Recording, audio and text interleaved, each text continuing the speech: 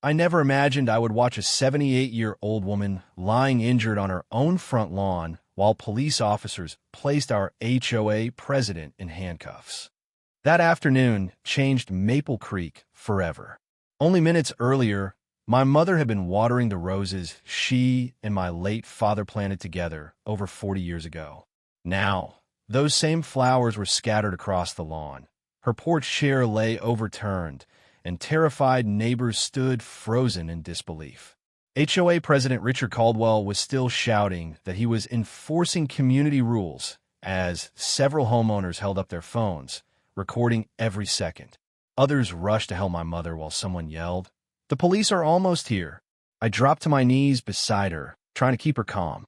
She looked up at me with tears in her eyes, not because of the pain, but because she couldn't understand how something as simple as protecting her home had turned into this nightmare.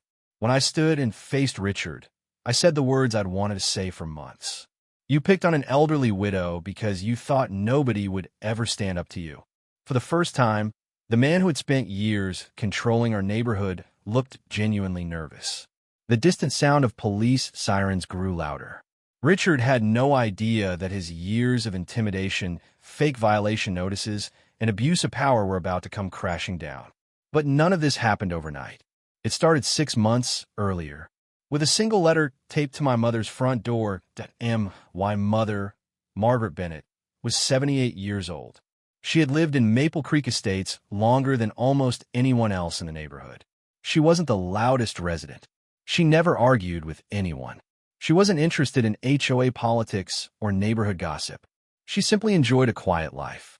Every morning at exactly 7 o'clock, she carried an old green watering can onto her front porch and spent nearly an hour caring for the flower beds she and my father had planted together decades ago.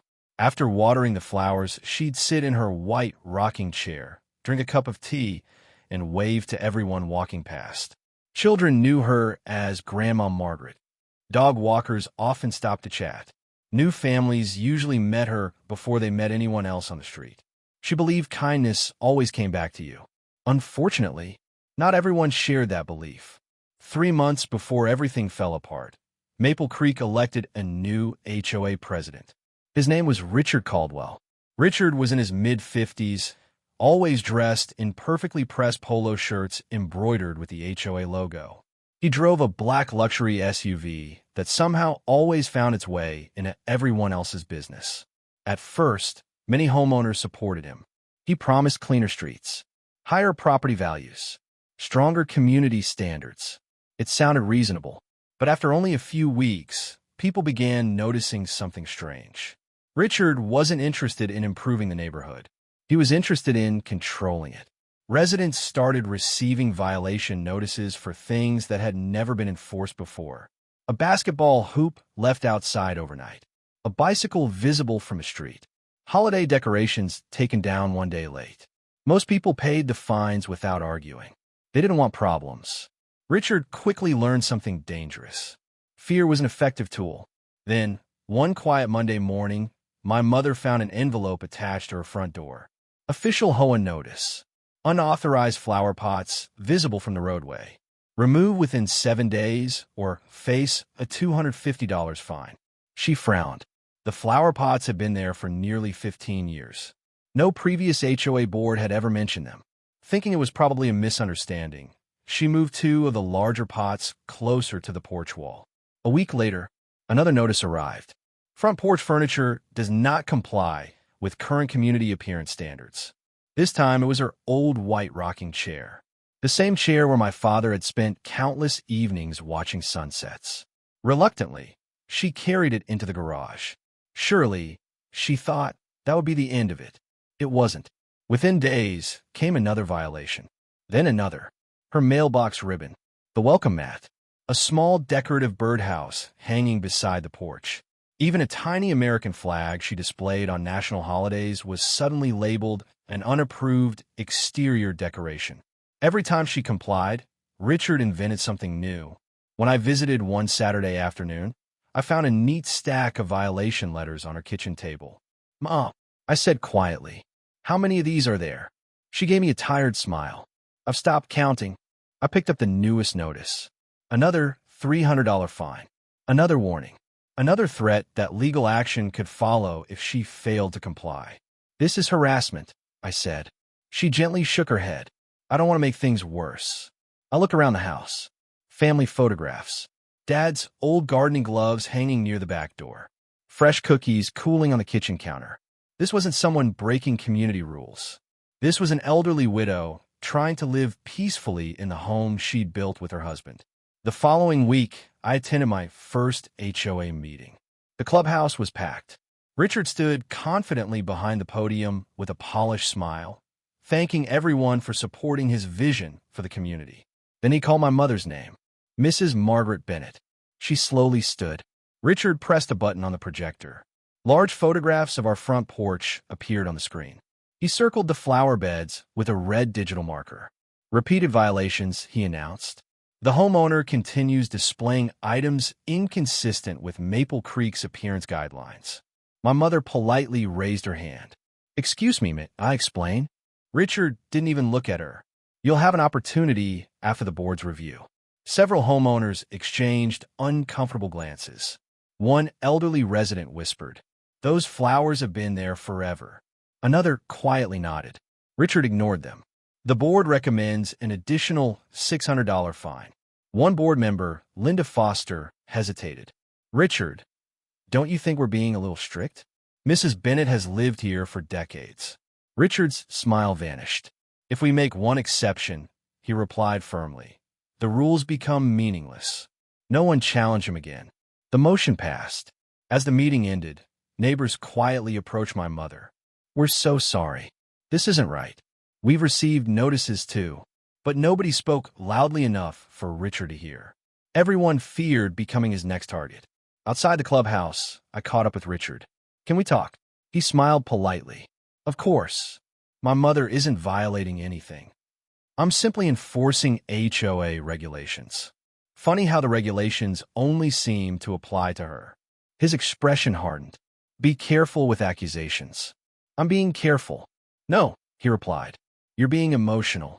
He walked away before I could answer. Watching him leave, I realized something that made my stomach turn. This wasn't about flower pots. It wasn't about porch chairs. It wasn't even about HOA rules. Richard had chosen my mother because she lived alone, because she was elderly, because he believed she would never fight back. He had mistaken kindness for weakness. That night, I ordered 4 high-definition security cameras and scheduled their installation for the following morning. If Richard wanted to keep watching my mother's house, it was time someone started watching him. Little did I know, those cameras would soon capture evidence that would change everything. The security cameras were installed the very next morning. One covered the driveway. Another overlooked the front porch. A third faced the sidewalk. The fourth captured the side yard and backyard gate. I didn't install them because I expected violence. I installed them because I was tired of hearing one story from my mother and another from Richard Caldwell. From that point forward, the cameras would tell the truth. For the first few days, nothing unusual happened. Then Richard started showing up. Monday morning, 9:14 a.m. He slowly walked across the sidewalk, stopped in front of Mom's flower beds, took several photographs, scribbled notes on a clipboard, and left. Tuesday afternoon, he returned. This time he measured the distance between the flower pots and the edge of the porch. Wednesday, he walked around the side of the property, peering through the fence before leaving another violation notice on the front door. Every visit lasted only a few minutes, but they became more frequent, sometimes twice in one day. I reviewed the footage every evening. The pattern was impossible to ignore. Richard wasn't inspecting the property. He was looking for reasons to punish my mother. Within a month, the violation notices had become almost laughable. One claimed that a hanging flower basket was visually inconsistent with surrounding properties. Another said the porch decorations created an unapproved seasonal display, even though there wasn't a holiday in sight. Then came the most outrageous notice yet. Richard claimed that my mother's small memorial bench, dedicated to my late father, violated community landscaping standards and had to be removed immediately. When my mother read the letter, she quietly folded it and placed it beside my father's photograph. She didn't cry. She just stared out the kitchen window for a long time. That silence hurt more than tears ever could. A few days later, I visited Linda Foster, one of the HOA board members who had questioned Richard during the meeting. She welcomed me inside. "I've been expecting you," she admitted. I placed copies of the violation notices on her dining table. "Does this honestly look reasonable to you?" Linda sighed. "No." "Then why hasn't the board stopped him?" She looked toward the window before lowering her voice. "Richard controls every meeting. Anyone who disagrees with him gets shut down. Has he done this before?" She hesitated. "Not like this. He always picks one homeowner. Once they give in, he moves on to someone else. But your mother—" She paused. "I think he believes she's an easy target." Those words confirmed everything I already suspected. This wasn't enforcement. It was intimidation. Over the next 2 weeks, neighbors quietly started approaching me. Some knocked on my door after sunset. Others stopped me while walking their dogs. Each conversation sounded almost identical. "We've had problems with Richard, too. He threatened us with fines. He entered our yard without permission. I just paid because I didn't want trouble." One neighbor, Michael Torres, handed me a folder nearly an inch thick. Inside were copies of violation notices dating back 3 years. "They're ridiculous," Michael said. He fined me because my garbage bin was visible for 20 minutes after pickup. Another resident, Sarah Collins, showed me emails where Richard threatened legal action over a flower bed that had already been approved by the previous HOA board. People have been living in fear for years. No one had connected the dots because everyone thought they were alone. Now the picture was becoming clear. Richard had built his authority by making sure residents never stood together. Then, one Friday morning, everything changed. My mother called me just after 8. Her voice was shaking. "Daniel, there's another letter." "What does it say?" She took a deep breath before reading aloud. "Final enforcement notice. Failure to remove all unauthorized exterior items within 72 hours will result in immediate HOA action to restore compliance. Associated costs will be billed to the homeowner." I read the notice myself after arriving. There was one sentence that immediately caught my attention. "The HOA reserves the right to enter the property if necessary." I frowned. They can't legally do that without following proper procedures. My mother looked worried. "Do you think he'll actually come?" I wanted to tell her no. Instead, I said, "If he does, he'll regret it." Saturday morning was unusually quiet. My mother was trimming her roses while soft music played from a small radio on the porch. For the first time in weeks, she looked peaceful. Then a black SUV turned onto our street. I recognized it instantly. Richard. Behind him were 2 more vehicles. 4 HOA board members stepped out. Linda Foster was among them, looking deeply uncomfortable. Richard marched confidently toward the house, carrying a thick folder. He didn't knock. He walked straight onto the front lawn, as if he owned the property. I stepped outside before he reached the porch. "What are you doing?" He held up the enforcement notice. "Final compliance inspection. You can inspect from the sidewalk." Richard shook his head. The homeowner failed to comply. "We're here to remove unauthorized items." I stared at him. "You're trespassing." "No," he replied. "I'm performing my duties as HOA president." Several neighbors had already stepped outside after noticing the commotion. People watched quietly from their driveways. Richard pointed toward my mother's flower pots. "Those go." Then he pointed at the rocking chair. "That too." Finally, his fingers stopped at the memorial bench. "And remove that." My mother's expression changed. She slowly walked forward and stood in front of the bench. Her voice remained calm. "No." Richard frowned. "What did you say?" I said no. "My husband built this garden. That bench stays." Richard took another step closer. "Mrs. Bennett, you've ignored repeated notices. You don't have a choice anymore." She looked him directly in the eyes. "This is my home. You have no right to touch my property." Richard glanced toward the board members. "Record that she's refusing compliance." Linda didn't move. Neither did anyone else. The silence only made Richard angrier. He walked toward one of the flower pots and reached down as if to pick it up. My mother instinctively stepped between him and the flowers. "Please don't. They belong to my husband." Richard's face turned bright red. "You are obstructing official HOA enforcement." "There is no official enforcement," I shouted. "Leave this property now." More neighbors gathered along the sidewalk. Several raised their phones and began recording. Richard looked around at the growing crowd. Instead of calming down, his temper exploded. This neighborhood has become a joke because people like you refuse to follow the rules. He pointed a finger inches from my mother's face. You've embarrassed this community long enough. The street fell completely silent. Every camera was pointed toward him. Every neighbor was watching. No one knew that the next few seconds would change all of our lives forever. For one long, tense moment, no one moved. The only sound were the birds overhead and the quiet hum of phones recording from every direction. Richard Caldwell stood just a few feet from my mother, breathing heavily, his face red with anger. My mother remained calm. She rested one hand on the old memorial bench my father had built years before. Her voice was steady. Richard, I'm asking you one last time. Please leave my property. Instead of stepping back, Richard stepped forward. You don't tell me what to do, he snapped. He reached past her and grabbed one of the flower pots. My mother instinctively held on to it. It belongs to my husband, she pleaded. Please don't. Richard yanked harder. The flower pot slipped from both of their hands and shattered on the concrete porch. The crash echoed across the quiet street. For a split second, everyone froze. Then Richard did something that shocked the entire neighborhood. He shoved my mother with both hands. She lost her balance instantly. Her foot caught the edge of the porch step, and she fell backward onto the walkway. The back of her shoulders struck the concrete first. Her elbow scraped against the ground. Her head narrowly missed the stone flower border. Gasps erupted from every direction. Oh my God, did he just push her? Someone help her. I sprinted toward my mother. Mom. She winced as I helped support her. Her hands were trembling.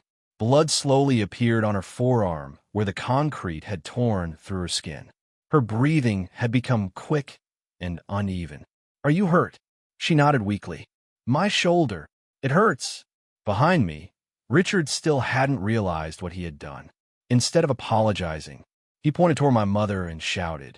She interfered with official HOA enforcement. That sentence changed everything.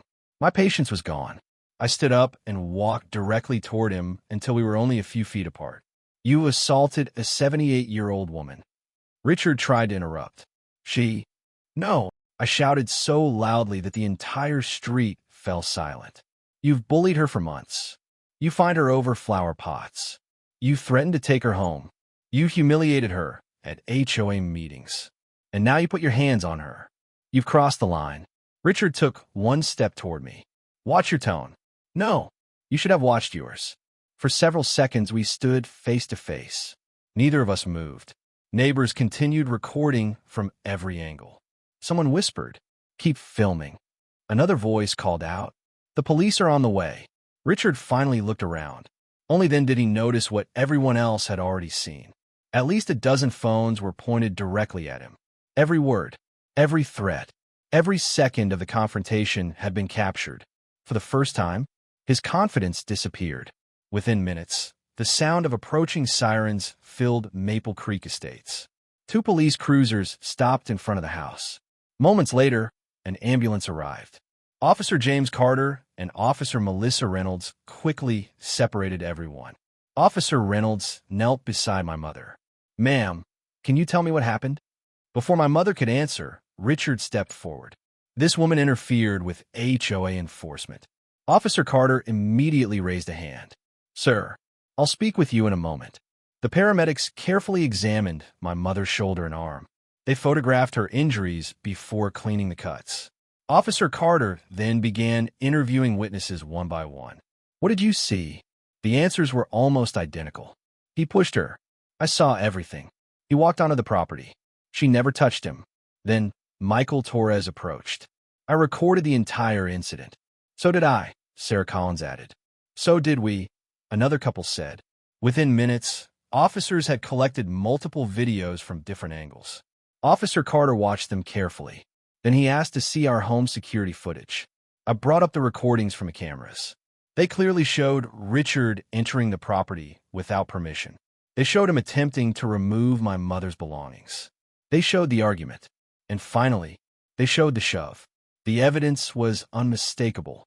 Officer Carter closed the tablet and looked directly at Richard. "Sir, turn around and place your hands behind your back." Richard blinked in disbelief. "There must be some misunderstanding." "There isn't. You are being placed under arrest." Richard's face turned pale. "You can't arrest me. I'm the HOA president." Officer Carter answered calmly. "Today you're a man under arrest." The sound of handcuffs clicking around Richard's wrists echoed through the silent neighborhood. No one spoke. No one celebrated. Everyone simply watched as the man who had spent years intimidating others was escorted toward the police cruiser. As he was placed into the back seat, he looked across the street at the crowd. Instead of fear, he saw something he had never expected. The neighborhood was no longer divided. It was united. The news spread quickly. By evening, nearly every homeowner in Maple Creek had heard what happened. Over the next several days, detectives continued their investigation. Residents who had stayed silent for years finally came forward. Michael submitted his folder containing years of questionable violation notices. Sarah turned over threatening emails. Linda Foster provided copies of board meeting minutes that documented Richard's repeated attempts to fine homeowners without proper approval. Other families shared photographs, letters, and recordings. What first appeared to be a single assault investigation soon revealed years of intimidation, selective enforcement, and abuse of authority. The HOA's attorney reviewed the evidence and advised the board that an emergency meeting should be held immediately. 3 nights later, the clubhouse was filled beyond capacity. Every chair was occupied. Dozens of homeowners stood along the walls. For the first time in years, Richard's seat at the front of the room was empty. Linda Foster opened the meeting. "Tonight isn't just about one incident.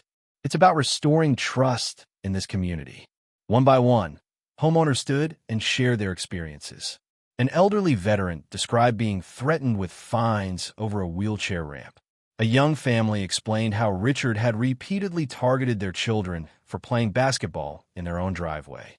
Another resident described receiving dozens of violation notices after questioning Richard during a previous HOA meeting. The stories continued for nearly 2 hours. Different families, different homes, the same pattern: bullying, intimidation, abuse of power. When the time came for a vote, the result wasn't even close. The motion to permanently remove Richard Caldwell as HOA president passed by an overwhelming majority. For the first time in years, applause filled the clubhouse. Not because anyone enjoyed seeing another person fall, but because the community had finally found the courage to stand together. A few weeks later, my mother had recovered well. The bruises on her shoulder had faded. The cuts on her arm had healed. One warm Saturday morning, neighbors gathered outside our home. Together, they replanted every flower that had been damaged during the confrontation. Someone repaired the broken flower pots. Another family brought fresh roses. Children helped spread new mulch around the garden. Michael and I restored my father's memorial bench exactly where it had always been. As my mother looked around at everyone working together, tears filled her eyes. "They didn't have to do all this," she whispered. I smiled. "They wanted to. You spent years being kind to this neighborhood. This is their way of saying thank you." She looked at the flowers, then toward the street where Richard's black SUV had once been parked almost every week. For the first time in months, the street felt peaceful again.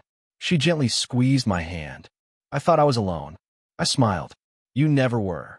Sometimes it only takes one person to stand up against a bully. Sometimes it takes an entire neighborhood. But sooner or later, the truth has a way of bringing people together. And in Maple Creek Estates, justice didn't begin when the handcuffs were placed on Richard Caldwell.